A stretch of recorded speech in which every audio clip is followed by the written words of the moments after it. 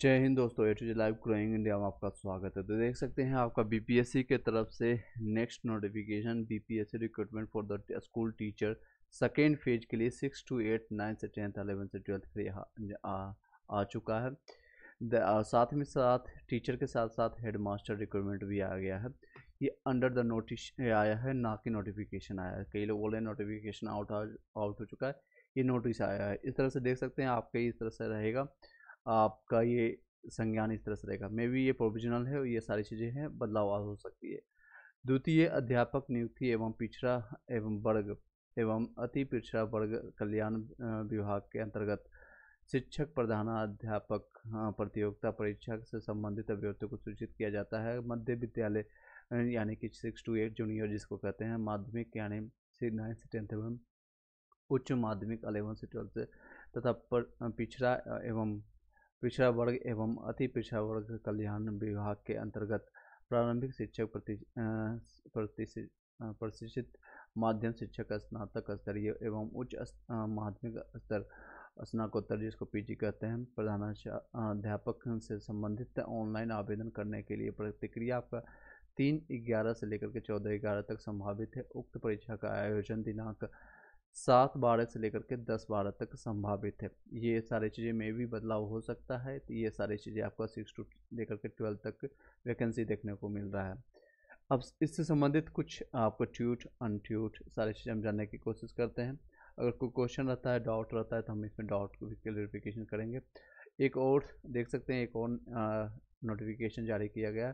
तो candidate the post objections के लिए, अगर जिन लोगों को ऑब्जेक्शंस करना है या फिर कई लोग कर रहे थे, मैं भी आपको कई वीडियो में बताया था कि आप बीपीएससी जाइए या बिहार शिक्षा विभाग के जाइए, तो अब कहीं भी भटकने की ज़रूरत नहीं है। एक जगह आप अपने जो भी बीपीएससी के या फिर रिजल्ट से संबंधित कोई समस्या है या फिर आपके डॉक्यूमेंटेशन में या डीवी में कोई समस्या है, कुछ भी समस्या हो, उसके लिए पोर्टल आपको दे दिया गया है।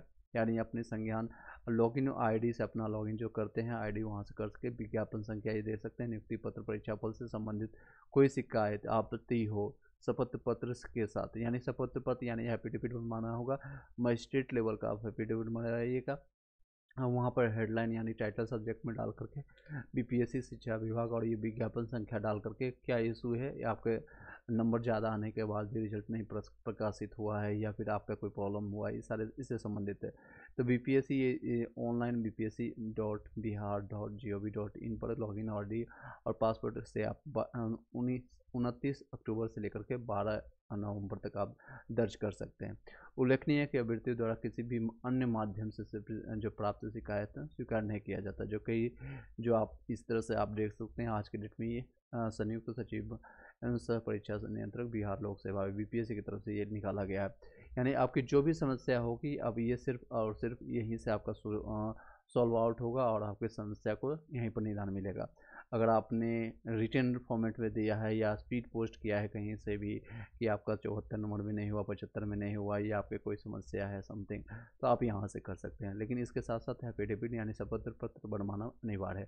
एक बार दोबारा वेरीफाई कीजिएगा। कोई क्वेश्चन रहता है नॉर्मलाइजेशन होगा या नहीं, बिल्कुल होना चाहिए। नॉर्मलाइजेशन पर देखिए आपका ट्यूट भी आया था, आप ये ट्यूट देख भी सकते हैं। देखिए आपका ट्यूटर मैंने हैंडल खोल के रखा है। I am glad that some people have at least have realized the need and the importance of normalization in case of the TRE PRT which was held in 2 shifts। ये खुद बोल रहे हैं, मैं खुश हूँ कि कुछ पीपल हैं, कुछ लोग हैं जो कि उसको रियलाइज कर रहे हैं और ये चीज़ें होना चाहिए। But in BPSC not only we had thought about it long ago, मतलब ये पहले से सोच कर रखे थे, but also had taken the request measure to obviate the very need for this. अगर इन्होंने सोचा था तो फिर किया क्यों नहीं। ये खुशी है बस, अभी जाहिर कर रहे हैं कि हाँ मैंने ये सोचा था और सेम चीज़ें अब आई है। इसी को हिंदी में ट्रांसलेट करके आपको बता देते हैं, कुछ लोग जो हिंदी माध्यम में होंगे। मुझे खुशी है कि कम से कम अब कुछ लोगों को teacher recruitment examination TRE PRT के मामले में सामान्यीकरण यानी कि नॉर्मलाइजेशन की आवश्यकता और महत्व का एहसास हुआ है। जो 2 पालियों में आयोजित किया गया था, लेकिन बीपीएससी में हमने न केवल इसके बारे में बहुत पहले सोचा था, बल्कि इसकी आवश्यकता को दूर करने के लिए अपेक्षित उपाय भी किए थे। अगर आपने किया था तो क्यों नहीं किया, और क्यों खासकर बॉयज़ के साथ, नो डाउट बॉयज़ का जो क्वेश्चन पेपर था वो काफ़ी टफ था एज कम्पेयर टू हम गर्ल्स का देखेंगे। पूरा रिजल्ट बदल जाएगा तब तो, बिल्कुल पूरा रिजल्ट बदलेगा। जो नियुक्ति पत्र मिल चुका है वो बेतुका रह जाएगा, या फिर वो मान्य नहीं होना चाहिए, औपबंधिक है, प्रोविजनल है, हो सकता है उसको वापस लिया जाएगा। पूरा रिजल्ट अच्छे से प्रकाशित करना चाहिए। कई ऐसे सीट हैं जहाँ पर बॉयज़ के सीटों को गर्ल्स चली गई है, तो वो सारी चीज़ें संज्ञान लेना चाहिए। ये हालांकि मजाक कर रहे हैं, ये पूरे शिक्षा विभाग के साथ, बीपीए के साथ में मजाक है। आपने खुद इस लेवल का सोच रखे थे, सब कुछ हो चुका है, अब ये जाहिर करने से क्या फ़ायदा। आपको सभी चीज़ समीक्षा करके देना चाहिए। आपको रिजल्ट पहले 11 से 12th में देना चाहिए। आपको सीटेट फेल वाले को फ़िल्टर आउट करना चाहिए था। आपके डीएलएड फेल वाले को फ़िल्टर आउट करना चाहिए था। आपको जितने भी नियोजित शिक्षक है उनको अलग डिपार्टमेंट एग्जाम देना, लेकिन क्या कर सकते हैं। ये सारी चीज़ें विडम्बना है, लगातार चलते आ रही है। और नेक्स्ट कुछ और जो आज न्यूज निकल के आई है वो आपके संबंधित है, ये देख सकते हैं। विज्ञापन संख्या अध्यापक नियुक्ति प्रतियोगिता परीक्षा के लिए आपकी है, तो यहाँ पर है, इस तरह से देख सकते हैं। विज्ञापन संख्या 26/2023 विद्यालय अध्यापक नियुक्ति प्रतियोगिता परीक्षा है, तो आयोजित परीक्षा के उपरांत दस्तावेज सत्यापन के दौरान अयोग्य पाए गए हैं। अनुपस्थित रहने वाले अभ्यर्थियों को ध्यान आकृष्ट करते हुए सूचित किया जाता है कि विज्ञापन संख्या ये आपको ऑलरेडी पता है। और नेक्स्ट और क्या इन्होंने कहा है ये जानने के लिए आप देख सकते हैं। अगर वीडियो पर फर्स्ट टाइम आए लाइक करके सब्सक्राइब करके बेल घंटी दबा लीजिएगा। नेक्स्ट है संख्या आपका 26/2023 है। अध्यापक नियुक्ति प्रतियोगिता परीक्षा के आवेदन के समय अपने अपने दावे को एवं समर्थन में आवश्यक प्रमाण पत्रों को समर्पित करते हुए इन सभी तथ्यों को सही होने की वचनबद्धता यानी अंडरटेकिंग दी थी, परंतु दस्तावेजों के सत्यापन के समय आप पर्याप्त अवसर मिलने के बावजूद उसमें अनुपस्थित रहे या असफल रहे। आपके इस कृत्य से जहां मानव बल एवं समय की बर्बादी हुई है, प्रतिक्रिया बाधित हुई है, वहीं दूसरी ओर यानी ये इस तरह से देखिए किस तरह से लिख रहे हैं। मैं अपना इनपुट डालूंगा, इसको पहले पढ़ के आपको सुना देता हूँ ताकि कई लोग जो नहीं पढ़े हैं उनको पता भी चले, साथ में अपना इनपुट आप सुनते रहिएगा। समय की बर्बादी हुई, इनको अभी पता चला है। मन की यानी मानव बल की, ह्यूमन रिसोर्सेज की इनका लॉस हुआ, ये अब जाके पता चला है। क्या बात है।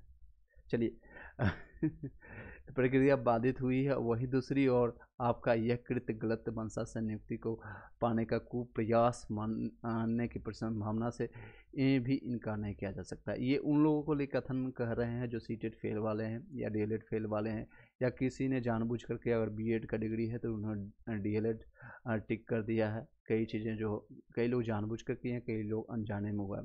तो अब उन लोगों के लिए हालांकि संज्ञान इन्होंने सॉफ्टवेयर का यूज किया, सॉफ्टवेयर का यूज किया है, तो आपको खुद फिल्टर आउट करना चाहिए, या आपको सीटेट वाले जो फेल थे उनको ऑप्शन देना चाहिए था कि आप सबमिट कीजिए अपने डॉक्यूमेंट्स को, डीएलएड फेल वाले को सबमिट कीजिए।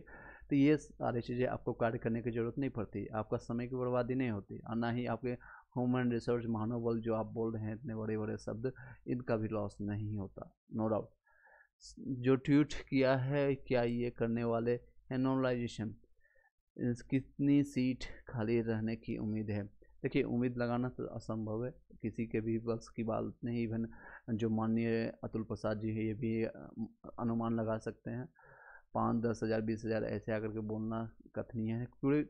पूरे सीट पर ही पूरे कर सकते हैं, जितने भी रिजल्ट पर उस पर सवाल उठती है। पूरे रिजल्ट को समीक्षा कर करके फिर से फिल्टराइजेशन कर करके सीटेट को बाहर करके, डीएलएड को बाहर कर करके, नियोजित शिक्षक को बाहर करके ये करना चाहिए। अभी ये कितना करते हैं क्या नहीं करते हैं, सरकार की क्या मंशा है, इससे संबंधित मैंने एक पोल भी किया था, उसको भी हम समीक्षा करेंगे। लास्ट तक आप बने रहिएगा।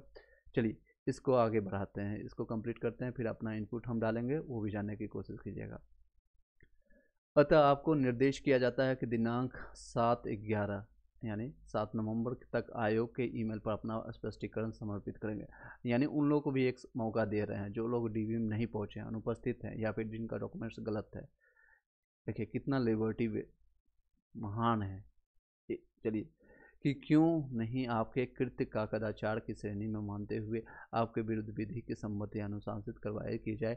आयोग के आगामी परीक्षा में भाग लेने से वंचित किया जा सकता है। एक तरह से धमकी भी दे रहे हैं यहाँ पर प्यारपूर्वक, और कि अगर आपका ये कृत्य मतलब कदाचार के नहीं है, गलत डॉक्यूमेंट्स दिया है या कुछ भी किया है, अगर ये वो लेते हैं तो आने वाले परीक्षा में उनको वंचित किया जा सकता है। उक्त तिथि तक स्पष्टीकरण प्राप्त नहीं होने की स्थिति में, यानी जिन लोगों को नियुक्ति पत्र मिल चुका है या फिर गलत डॉक्यूमेंट से सीटेट फेल हैं फिर भी आपको नियुक्ति मिल चुका है, या फिर आपके पास बीटेट है, स्टेट का 11 से 12 में आपकी ज्वाइनिंग हो गया, आप स्टेट का प्रॉपर वेरिफिकेशन करवा लीजिए, नहीं तो आपको आने वाले टाइम में प्रॉब्लम हो सकता है। और इसके लिए लास्ट डेट दिया गया है, ये आपका 7 नवंबर तक है। जितने भी लोग हैं, जो भी अभ्यर्थी हैं, आप उनके लिए, सभी लोग के लिए एक तरह से चेतावनी भी है सब लोग के लिए। उक्त तिथि तक यह स्पष्टीकरण प्राप्त नहीं होने की स्थिति में माना जाएगा कि इस संबंध में आपको कुछ नहीं करना है, तथा लोक में आयोग के आपके विरुद्ध विधि सम्मत कार्रवाई के लिए स्वतंत्र होगा। विदित हो कि दस्तावेज सत्यापन के दौरान आयोग पाए गए एवं अनुपस्थित अभ्यर्थियों की सूची में आयोग की वेबसाइट पर उपलब्ध है। ये सारी चीज़ें, कई चीज़ें हैं, कल के डेट में भी अपलोड किया गया था, वो सारी चीज़ें हैं। सर 9 से 10 में सोशल साइंस में 72 में, मार्क्स में, जनरल में, सेकंड मेरिट में बिल्कुल चांसेस बनता है। 9 से 10 में आपको चांसेस बनता है। देख सकते हैं आप 9 से 10 में कितना कट ऑफ कल के डेट में गया है, आप वहाँ पर समीक्षा कर सकते हैं खुद के। कितना नंबर का डिफरेंस आप एक बार बताइएगा 9 से 10 का। ये सारे एब्सेंट वाले हैं। और कौन सा सब्जेक्ट आपका है सर बताइएगा एक बार। सोशल साइंस का, सॉरी सोशल साइंस का कट ऑफ आप एक बार, डिफरेंस कितना है एक बार बताइएगा। 2 से 4 नंबर होगा तो फिर चांसेस बनती है, अदरवाइज आप नेक्स्ट के लिए आप प्रिपरेशन में लग सकते हैं। ये आपका पीआरटी का हमारे पास इस तरह से है। तो एक तरह से ये देख सकते हैं, शांतिपूर्वक अपने बातें रखें, खुद की कमियों को उन्होंने उजागर नहीं कर करके सामने वाले पर दोष डालना शुरू कर दिया। अगर आप फिल्टराइजेशन या फिर सॉफ्टवेयर का टेक्नोलॉजी का यूज किए तो ये खुद करना चाहिए। जितने भी अयोग्य अभ्यर्थी थे या अनुपस्थित थे उनको बाहर करना चाहिए था, लेकिन एनी हाउ हमेशा बेरोजगार हुआ या फिर हमेशा वही परेशानी होता है जो कस्टमर होता है, जो अभ्यर्थी होता है। चलिए अब नेक्स्ट कुछ चीज़ें पर बात करते हैं। देख सकते हैं आज के डेट में ये सारे ट्यूट्स आपको देखने को मिला है। अगर हम शिक्षा विभाग के कुछ ट्यूट देखें, कुछ आपको साथ में लास्ट में हम डिस्कस करेंगे आपका तैयारी से रिलेटेड, क्योंकि 11 से कैमरे के सामने खुल गई शिक्षक भर्ती की गड़बड़ी के पोल, ये आपके ही ट्विटर पर हैंडल पर है, सब कुछ उपलब्ध है, आप जाकर के चेक कर सकते हैं। टीआरई रिजल्ट में नॉर्मलाइजेशन हेतु क्या उपाय दिए गए हैं, आदरणीय अतुल प्रसाद ने आग्रह की जानकारी साझा करें।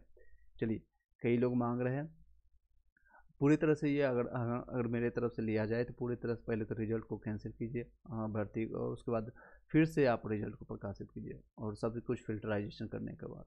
अब नेक्स्ट पॉइंट हम जो आज पोल किए तो उससे संबंधित हम आपको जानकारी दे देते हैं।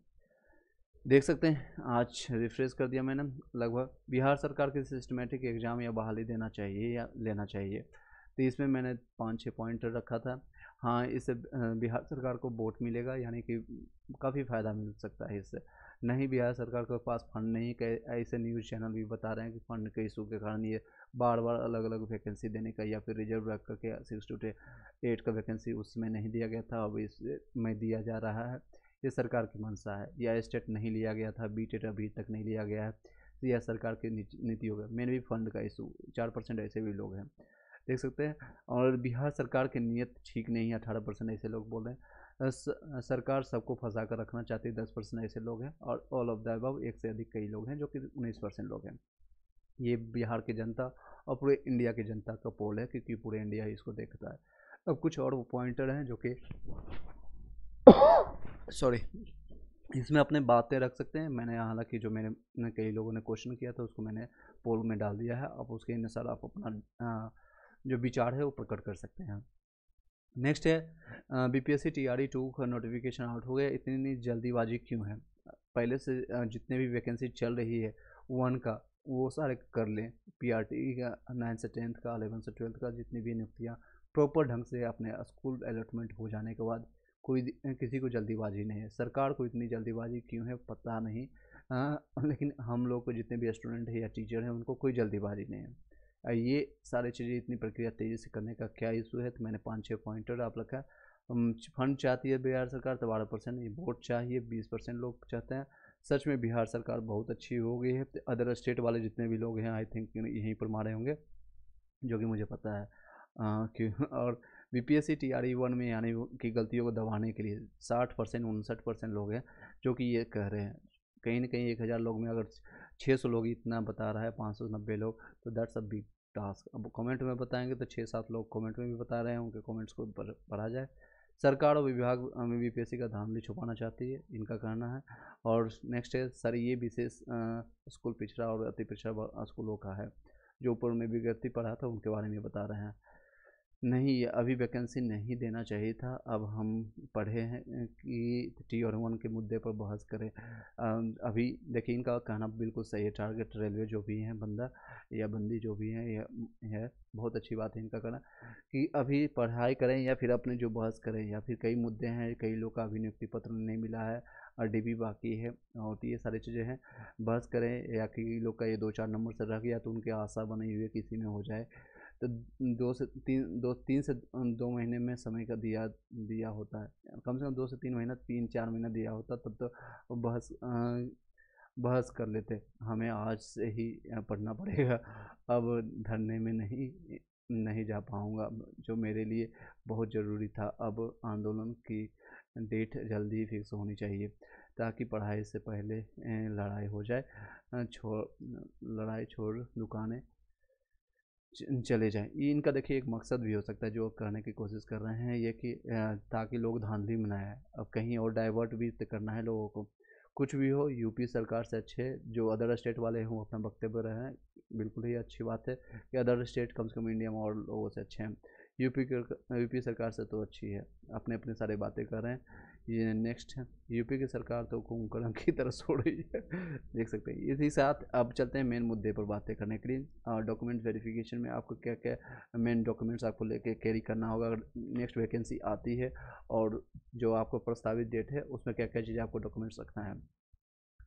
बीपीएससी टीआरई दूसरे चरण के आवेदन से संबंधित महत्वपूर्ण बातें हैं। आवेदन के दौरान अभ्यर्थियों को आधार कार्ड अपलोड करना होगा।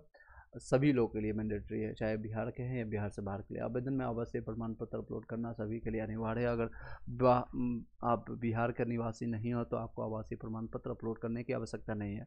जाति प्रमाण पत्र आरक्षण का दावा करने वाले अभ्यर्थियों को अपलोड करना होगा। ईडब्ल्यूएस का दावा करने वाले अभ्यर्थियों को यह प्रमाण पत्र अपलोड करना होगा। ईबीसी को अभ्यर्थी को एनसीएल प्रमाण पत्र अपलोड करना पड़ेगा। दिव्यांगता का दावा करने वाले अभ्यर्थी को दिव्यांगता का सर्टिफिकेट अपलोड करना पड़ेगा। सीटेड एस्टेट अभ्यर्थियों को अपना सर्टिफिकेट अपलोड करना पड़ेगा। अपेयरिंग अभ्यर्थियों के लिए 3 नवंबर तक सारी जानकारी स्पष्ट हो जाएगी। 3 नवंबर तक आपको जब नोटिफिकेशन आएगा उसमें आपको जारी स्पष्ट होगी। अपेयरिंग वालों को मौका मिलता है कि नहीं मिलता है, इसलिए मैंने लिखा 3 नवंबर तक आप वेट कीजिएगा। नियोजित शिक्षक को ज्वाइनिंग लेटर या एनओसी अपलोड करना पड़ेगा। जो नियोजित शिक्षक हैं अगर वो करते हैं तो ज्वाइनिंग लेटर या फिर एनओसी, नो ऑब्जेक्शन सर्टिफिकेट जिसको कहते हैं, वो अपलोड करना पड़ेगा। नेक्स्ट पॉइंटर पर ध्यान देते हैं। आलेवन से चौहान पर जितने भी मूल प्रमाण पत्र है या बीएड या डीएलएड, स्नातक या कम मार्कशीट, अगर मूल प्रमाण पत्र नहीं है तो ऐसे मैं सभी को सजेस्ट करूंगा जो वीडियो अभी देख रहे हैं या देखने वाले होंगे रिकॉर्डेड फॉर्मेट में, आप सर्टिफिकेट आपके पास है तो वही अपलोड कीजिएगा। सर्टिफिकेट इन द सेंस कि आपके पास कॉमन सेंस होना चाहिए, मेरे पास मार्कशीट है तो ही सर्टिफिकेट बनेगा। लेकिन अगर आपने मूल प्रमाण पत्र यानी जो मार्कशीट आपने दिया है तो मे भी आपके पास सर्टिफिकेट हो, मे भी आपके पास सर्टिफिकेट आने वाला हो, या फिर आपके पास सिर्फ प्रोविजनल सर्टिफिकेट हो। इसलिए सर्टिफिकेट अगर है तो सिर्फ सर्टिफिकेट अपलोड कीजिएगा। अगर डीएलएड और बीएड है एवं स्नातक का मूल प्रमाण पत्र है तो मूल प्रमाण पत्र ही अपलोड करेंगे, प्रोविजनल अपलोड नहीं करेंगे। अगर मूल प्रमाण पत्र नहीं है तो मार्कशीट अपलोड करना है, उसमें कोई दिक्कत नहीं होगी। अपेयरिंग के साथ मंथ में 3 नवंबर तक आप वेट कीजिएगा। आपका फ़ोटो वेबकैम के द्वारा लिए अपलोड किया जाएगा। आपको स्वयं उपस्थित रहना होगा। अपना सिग्नेचर हिंदी और इंग्लिश दोनों में करना पड़ेगा। बिहार के बाहर राज्य के किसी भी कैटेगरी के लिए सीटेट में 90 नंबर अनिवार्य है, चाहे किसी भी कैटेगरी, ओबीसी, एससी, ईडब्ल्यूएस, कोई भी कैटेगरी हो। अदर स्टेट वाले यूपी, झारखंड, एमपी सभी लोग को 90 नंबर लाना मैंडेटरी है सीटेट पेपर 2 के लिए। पीआरटी के लिए अगर चर्चा करें, पीआरटी में अभी कोई इसमें संदर्भ या कोई चर्चा नहीं की जा रही। बिहार राज्य के जनरल एवं ईडब्ल्यूएस के सीटेट में कम से कम 80 नंबर चाहिए, और फीमेल के लिए नाप 82 number, SC ST physical handicapped पुरुष या महिला दोनों को 75 नंबर चाहिए, ये तभी आप में आवेदन के योग्य होंगे। इससे संबंधित आपको कोई क्वेश्चन रहता है तो आप पूछ सकते हैं। अब नेक्स्ट पॉइंटर है आपका, राम बालक जी पूछ रहे हैं, सर नियोजित शिक्षक को जगह कट ऑफ कम कर भरे, डीएलएड स्टूडेंट को एकजुट होकर करके आंदोलन करना शुरू करना होगा। बिल्कुल आप कर सकते हैं, आपका हक बनता है, शांतिपूर्वक अपनी बातें रख सकते हैं। चलिए नेक्स्ट पॉइंटर पर अगर ध्यान दिया जाए, आपको तैयारी अब कैसे करना है, इस पर हम 2-3 मिनट बातें करेंगे, और जो लोग सुन सकते हैं तो सुन लेंगे, बाद में रिकॉर्डेड फॉर्मेट में देखेंगे। देखिए तैयारी के लिए आपको मेन है 6 to 12 तक का NCERT या SCERT बुक उठाइए, और 1 बाई 1 लाइनर आप पढ़ना शुरू कर दीजिए। बहुत कम टाइम मिलेगा आपको, आज डेट देख सकते हैं 28 तारीख हो चुका है, और ऑलमोस्ट 1 महीना 4 से 5 दिन आपको मिलेगा टाइम, लगभग 35-40 दिन का आपको टाइम मिलेगा अगर आज से भी काउंट करेंगे। 1-2 दिन आप रेस्ट कीजिए, लेकिन आप मंडे से मैं भी आपके साथ जुड़ जाऊंगा। मैं एक पोल डालूंगा, अगर आपको जो भी रहेगा संबंधित, मैं अभी आपको पोल डालने की कोशिश करता हूं। मैं वही पोल के संबंधित आपको अपना बताइएगा कि क्या करना है आगे भविष्य में। यानी अगर ग्रुप डिस्कशन आपको चाहिए तो NCERT के बेसिस पर करें, या लूसेंट, या फिर किरण वन लाइनर के फॉर्मेट पर, जो भी आप बताइएगा उसके बेसिस पर हम स्टार्ट कर देंगे। क्योंकि GS का पोर्सन, खासकर साइंस और आर्ट्स का पोर्सन बहुत ज़्यादा डिफ़िकल्ट है, उसमें लोग मात खाते हैं। मैथ रीजनिंग का भी क्लासेज और कुछ बुक हम लेकर के आपके साथ हाजिर होंगे, और उसके साथ आप कीजिएगा। जी रिजवी जी, EBC में आपका PRT के लिए आप पूछ रहे हैं, एक बार बताइएगा, PRT के लिए EBC का आप देख सकते हैं। मेल में आपका EBC में 55 गया है, आपका 7 नंबर का में, 7 नंबर में अगर सभी अच्छे से फ़िल्टर आउट किया जाता है, EBC में ज़्यादा लोग बाहर होते हैं, तो फिर आपके चांसेस बनेगी, अदरवाइज 7 नंबर ज़्यादा डिफरेंस है थोड़ा। PRT के लिए आप पूछ रहे हैं, आप एक बार बताइएगा। साथ ही मैं बताना चाहूँगा, जो लोग भी आने वाले तैयारी या जिनका नंबर कम है, रह गया, तो नेक्स्ट के लिए प्रिपरेशन बहुत ही मतलब कहते हैं सब कुछ छोड़ करके, कोई भी नोटिफिकेशन, कोई भी अपडेट देखने के लिए लास्ट के सोने से पहले आधा 1 घंटा देख लीजिएगा, या इस तरह के जो भी चैनल है आप मेरे चैनल को सब्सक्राइब करके रख लीजिएगा, या फिर व्हाट्सएप और टेलीग्राम में जा कर के ज्वाइन कर लीजिएगा PRT में।